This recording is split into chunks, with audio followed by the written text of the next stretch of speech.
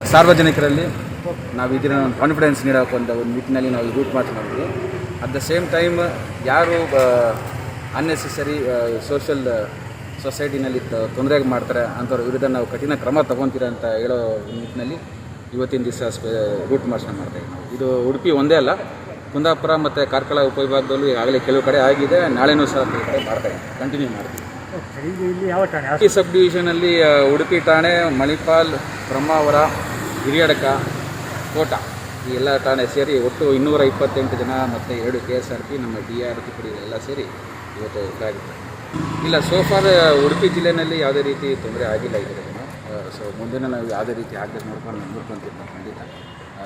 Police ಇಲಾಖೆ ಎಲ್ಲ ಸಿದ್ಧತೆಯಲ್ಲಿ ಮಾಡ್ಕೊಂಡಿದ್ರಿ. ಜನಗಳಿಗೆ ಆತಂಕ ಬೇಡ. ಪೇರೆಂಟ್ಸಿಗೆ ಕಾಲೇಜಿಗೆಲ್ಲ ಕಳಿಸ್ಬೇಕು ಮಕ್ಕಳಿಗೆ. ಸೋಮವಾರದಿಂದ ಹೈಸ್ಕೂಲ್ ಶುರು ಆಗ್ತದೆ. ಪೇರೆಂಟ್ಸ್ ನಾವು ಬಂದೋಬಸ್ತ್ ಮಾಡ್ಕೊಂಡಿದ್ದೀವಿ, ಆ ನಿಟ್ಟಿನಲ್ಲಿ ಬಂದೋಬಸ್ತ್ ಮಾಡ್ಕೊಂಡಿದ್ದೀವಿ. ಎಲ್ಲ ಕಾಲೇಜಿಗೆ ಬರ್ತಿರ್ತೇವೆ. ಹಾಂ.